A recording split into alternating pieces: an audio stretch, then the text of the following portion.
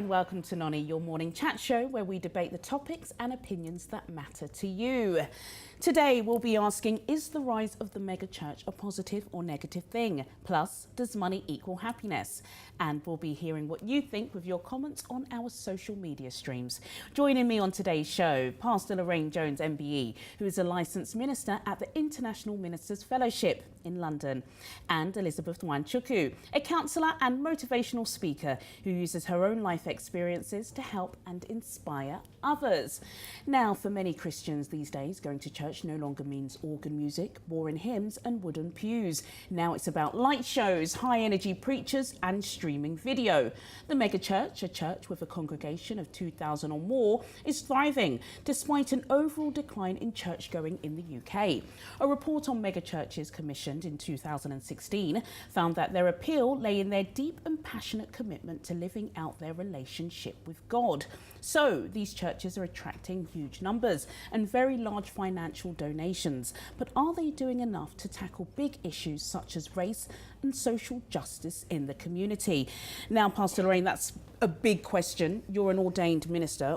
But tell us, what is it about the mega church? Why does it draw so many people in?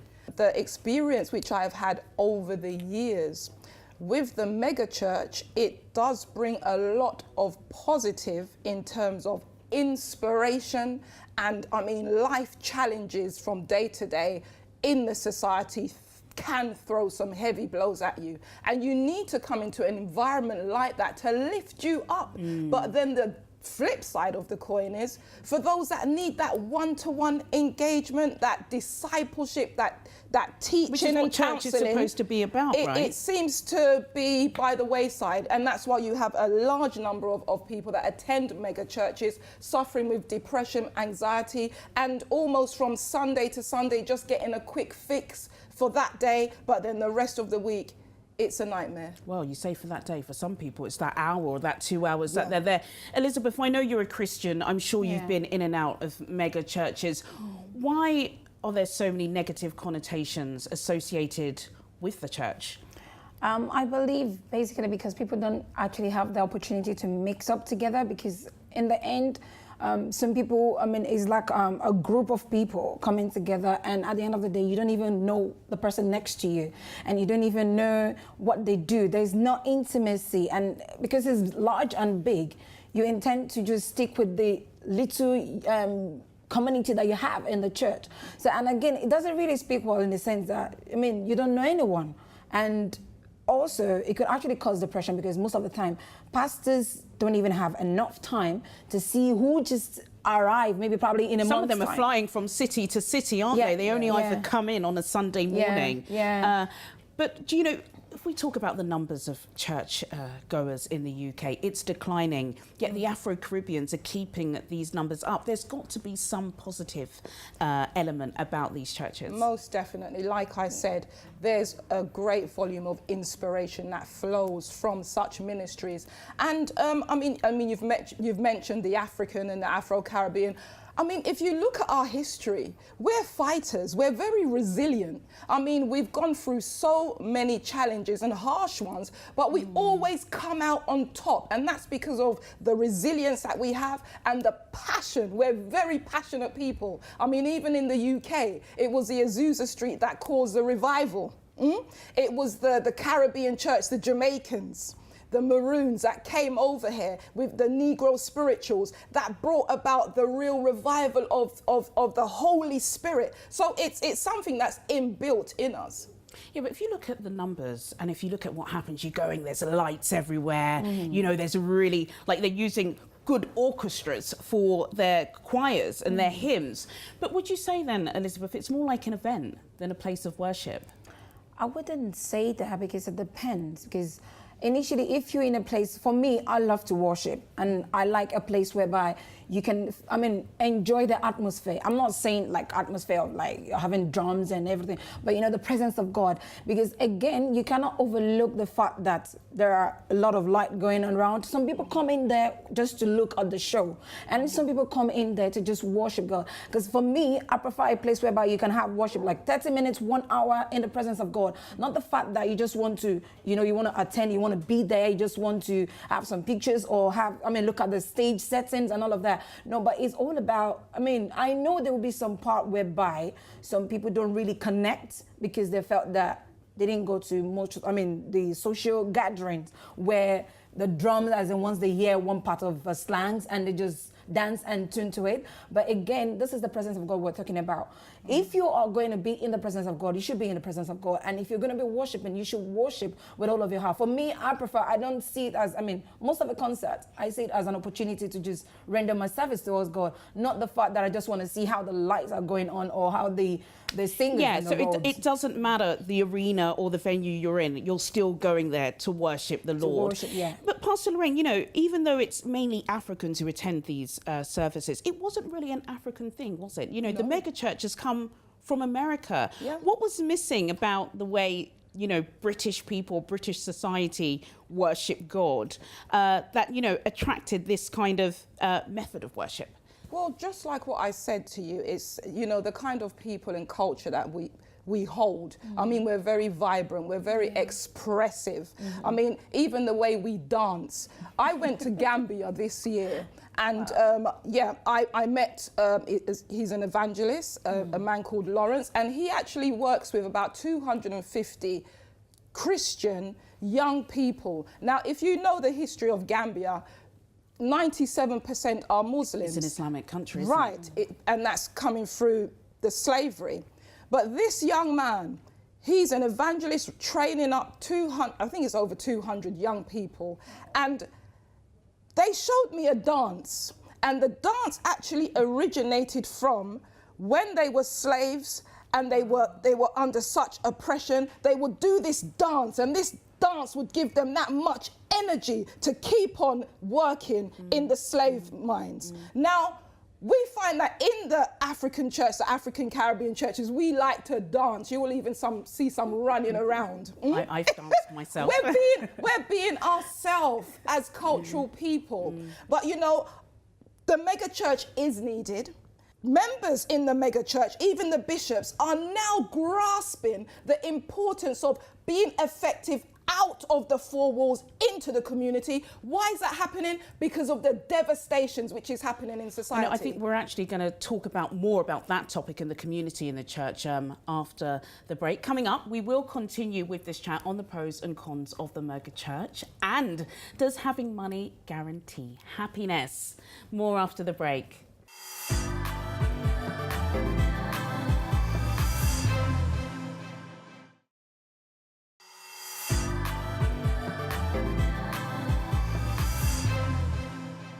Welcome back to Noni.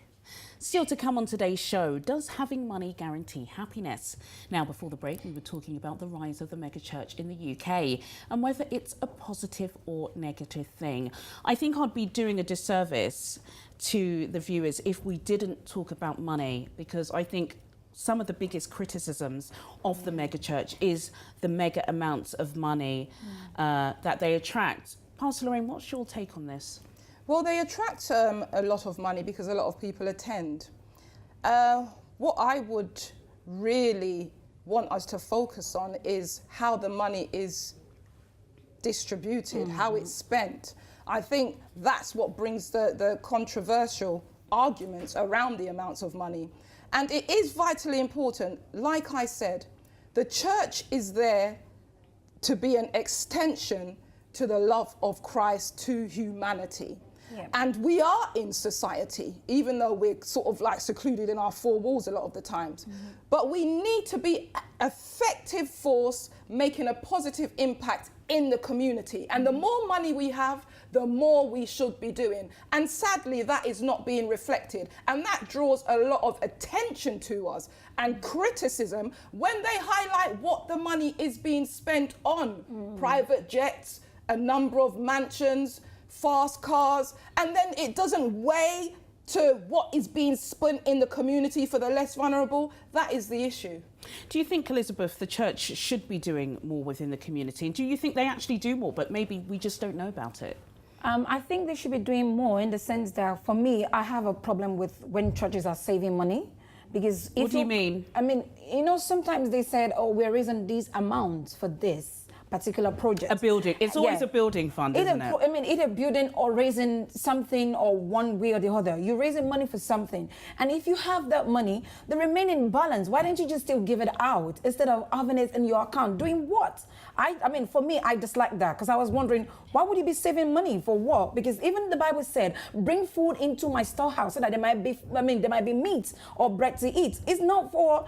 Yeah, you can save for some people who needs help. But again, when you start keeping it in the church and just only to use it for maybe people who are even okay, for me, I believe they're okay. Because I believe if you're a pastor, sorry, Pastor Lorraine, if you're a pastor and if they're paying you part of the offering or tithe, again, yes, I understand the fact that we have somebody who is going to be there, who is going to be nurturing us with the word of God when we are depressed or probably seeking God's face for something. But again, the remaining balance, what is they still doing in their account? We talk about the remaining balance. I've belonged to a mega church in the past, and I remember, you know, having this debate openly with people, and they said, well, Juliana, if you belong to a mega church that's got beautiful seating, beautiful floors, lights, you name it, that's got to be paid for. But I do want to ask this question. Does it bother you, Lorraine, that a pastor has a nice Bentley, for example, or another nice fast car and is living in a nice house? Why would that bother somebody, and does it bother you? Well, I don't think it bothers, it wouldn't bother me, and it doesn't bother me. It's not what they have, but the amount of what they have. Now, if you're going to have a fleet of cars and you're going to have a number of houses, I mean, you can't live in them all, you can't drive them all. It's about having that balance and not going over the top and being extravagant with what you have. Given us as pastors, the role is to care for the people, and particularly the poor. Because the Lord specifically gives us instructions to give to the poor, help the homeless and the needy. That's really interesting. But do you think, Elizabeth, people are going to a mega church for the care, or are they going to be inspired? Are they going so they can put on their Sunday best? They can show off their children's best clothes, the nice car, the pretty wife, you know, and sing really nice songs. Isn't that really what they're going for? They don't care about the caring. They care about the event and having a nice place to worship. I think some people, they do, in the sense that they go into church just to be a monk, just to know the next car to buy, or just to know the next thing to do in life. And again, sometimes it might not be that, because for me, I attend a mega church, but it doesn't mean that I'm going there to see who is coming in, or how does your wife look like, or how does... But do you sometimes on a Sunday morning think about an outfit and think, oh gosh, you know, I've got to put on my Sunday best, because who knows, but not now anymore. I used to, in the sense that I was like, oh, I don't know if the camera is going to be on me this time. And you never know, because I'm like, oh, what if they played the tape? Because I usually watch my church station, and I'm like, oh, I don't want to have my face. But that's crazy, and I understand exactly what you're saying, and I don't judge you for that. But Pastor Lorraine, you know, isn't this a problem with the mega church? One of the problems, and I'm not saying I'm against it, but the humility. What happened to the humility and the dole hymns? Well, I mean, we like nice things, and we're representing Christ. We're representing God, the creator of all things. So we want to look our best. There's nothing wrong with that, and there's nothing wrong with wanting to put on your best for Sunday. But like I said, there has to be a balance. I've been amongst the European churches, and they dress nicely in their suits. I've gone to many in Westminster, they dress nicely, but that's not the issue here. We need to have a balance where we are actually being shown to give and support the less vulnerable. And that is the key. And I think the ownership does lie with the pastors and the bishops. And in all my years of ministry, I've always headed the outreach department. I started the outreach homeless ministry and RUAC ministry. I then erected an outreach ministry with the Lord's Church International Ministries, and then with the International Ministers Fellowship. You're a busy lady. So I've always had the heart for the community, and I see the needs, and we need to do more. Yeah, Gosh, I true. think we all do, isn't it? Really, every single member of the church. Yeah, Really interesting discussion. I'm sure it's gonna garner lots of opinions. Tweet us, call us, leave us your comments.